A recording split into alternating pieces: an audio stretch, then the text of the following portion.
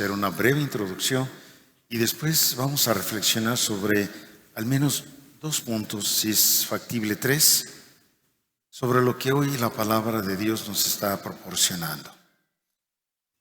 Si pudiéramos encontrar ideas claves de las 3 lecturas que hoy hemos escuchado, habría 2 que nos sintetizan toda esta palabra de Dios que ha sido proclamada. ¿Cuáles son esas palabras claves, esas ideas sintéticas? Amor y perdón. Son aquellas que se han repetido de una y de otra manera en las lecturas de este día. Amor y perdón. Con cuánta facilidad pronunciamos ambas palabras y sin embargo, qué difícil ponerlas en práctica, sobre todo el perdón. Amar a los enemigos, orar por los enemigos. Esto es la radicalidad del Evangelio, de la palabra de Dios. Por eso, la primera lectura, David tuvo en su posibilidad matar a Saúl, que era su enemigo y que lo había ido a perseguir con 3,000 hombres. Tuvo la posibilidad de acabar con aquel que consideraba, al menos Saúl, a David, su enemigo, y sin embargo no lo tocó. Como también es clarísimo el ejemplo de Cristo, que en la cruz, a punto de morir, dice: Padre, perdónalos, porque no saben lo que hacen. Queridos hermanos, hermanas, qué difícil de verdad entender lo que hoy Jesús nos está enseñando. De hecho, en muchas ocasiones evadimos estos temas como si no fueran una esencia del Evangelio. Qué bueno que hoy las podemos tratar, recordar. Vamos al primer punto. ¿Por qué tenemos que perdonar a nuestros enemigos? ¿Saben por qué? Lo dice la misma palabra de Dios en otro lugar. Porque el primero que nos perdona a nosotros es Dios. Lo proclamamos en el Salmo el día de hoy. Es compasivo y misericordioso. Y no nos trata Dios como merecen nuestros pecados. Ya esa frase sería suficiente para una profunda meditación de todos los aquí presentes y quienes nos están siguiendo a través de los medios de comunicación. Dios no nos trata como merecen nuestros pecados, porque es compasivo y misericordioso. ¿Cuánta violencia? Esa violencia humana es una cadena. Vivimos la ley del talión, ojo por ojo, diente por diente. Eso lo vemos principalmente en las organizaciones criminales, como lo que está pasando en Sinaloa. Ojo por ojo, diente por diente. Familia criminal contra familia criminal. ¿Podrá ser eco en ellos esta enseñanza? Qué difícil.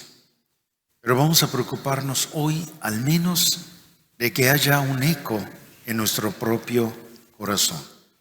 Tengamos plena conciencia que la violencia engendra violencia y es una rueda que puede parar el amor, que puede destrozar el amor. Por lo tanto, ahí está la razón por la cual hemos de perdonar a nuestros enemigos. El amor puede hacer que el enemigo deje de ser enemigo, que se convierta en un hermano mío, reconozca su mal y trate de repararlo. Lo decimos todos los días. Lo decimos en el Padre Nuestro. Por eso no vayamos a ser falsos cuando oramos y decimos perdona nuestras ofensas, como también nosotros perdonamos a los que nos ofenden. Estamos invitados concretamente a ser comprensivos y compasivos, porque primero lo es Dios con nosotros.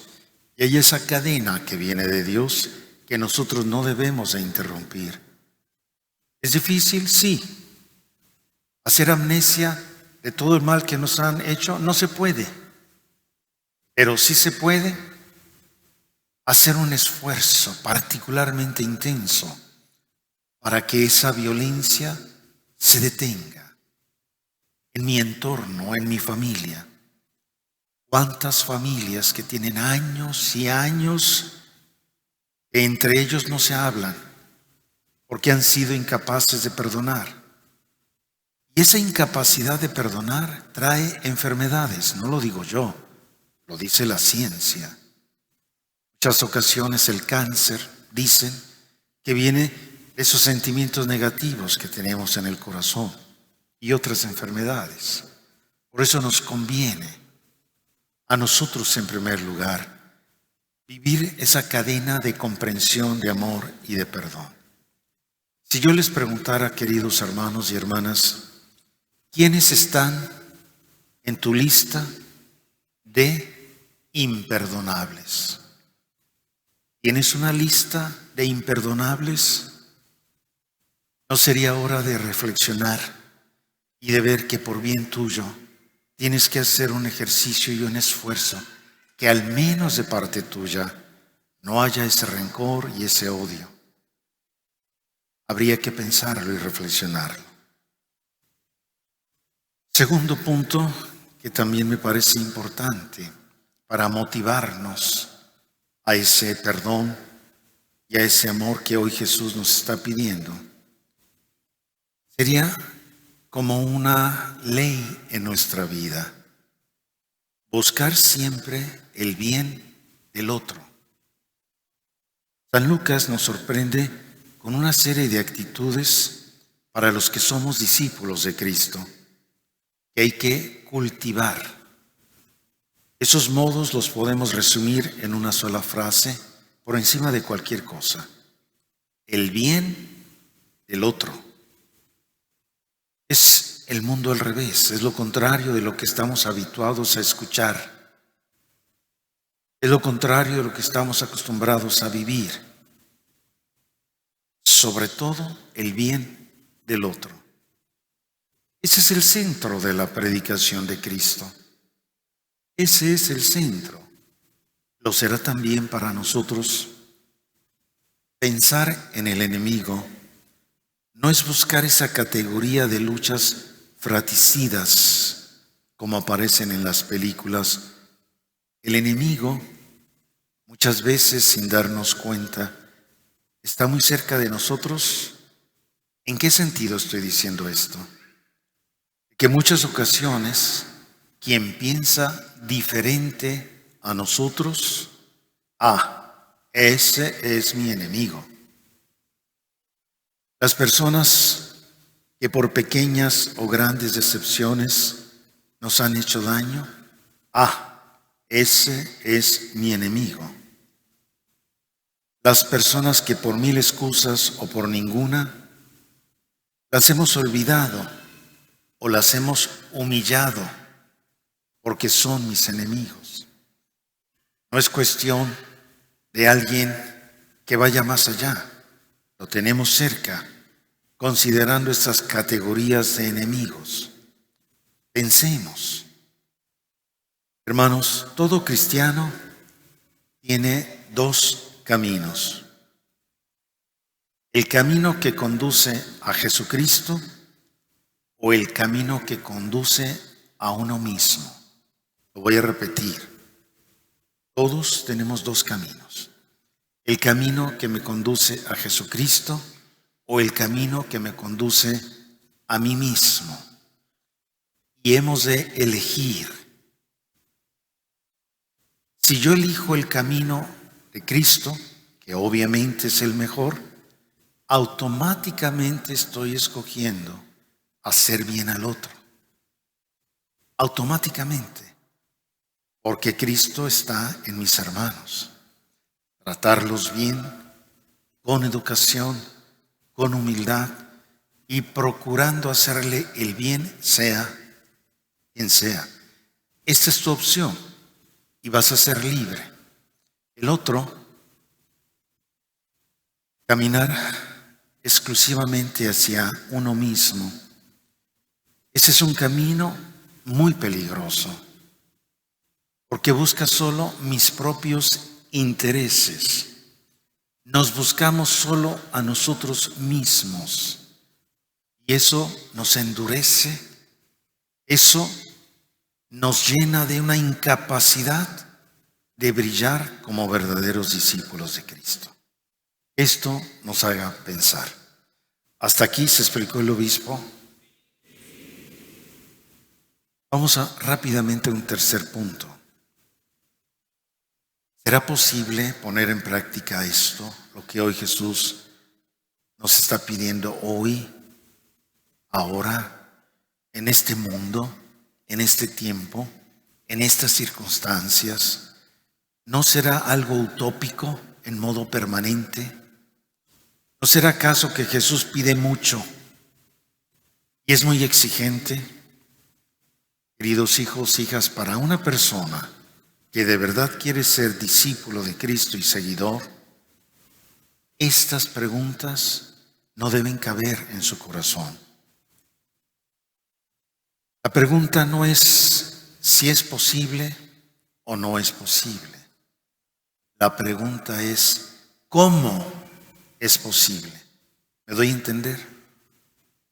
Repito, esto que parece tan difícil para nosotros que intentamos ser fieles a lo que Cristo nos enseña, no es la pregunta ¿será posible? ¿No será posible? ¿Es utópico? No. Lo hemos de dar por hecho y lo que hemos de preguntarnos es ¿cómo será posible? Esa es una respuesta fundamental. Aquel que comprende el dinamismo del Evangelio. De esa manera, la religión nos va a ayudar a ser libres. La fidelidad al Evangelio nos va a ayudar a encontrar la plenitud de la vida y lo que nos enseña el Evangelio: sean perfectos como su Padre Celestial es perfecto. Sean misericordiosos como su Padre Celestial es misericordioso. Esta actitud debe inspirar nuestras actitudes. La religión no es en primer lugar una cuestión moral. Repito, nuestra religión católica no es en primer lugar una cuestión moral. En primer lugar, en nuestra religión es creer en Dios, creerle a Dios, amarlo con todas las fuerzas que somos capaces de tener y vivir una conducta digna de lo que creemos. Si eso es verdad, si le creemos a Dios, esto será factible y no solo una utopía. La toma de conciencia de nuestra dignidad de hijos de Dios nos hace percibir automáticamente la misma dignidad en cualquier otro ser humano. Ahí está la propuesta de reflexión. Hermanos, hermanas, ¿puedo dormir tranquilo esta noche? Ánimo. Es por nuestro propio bien. Es por nuestra propia libertad. Es para caminar más ligeros en la vida y no ir cargando cadenas que nos impiden ir con la libertad y con la prisa que la vida requiere.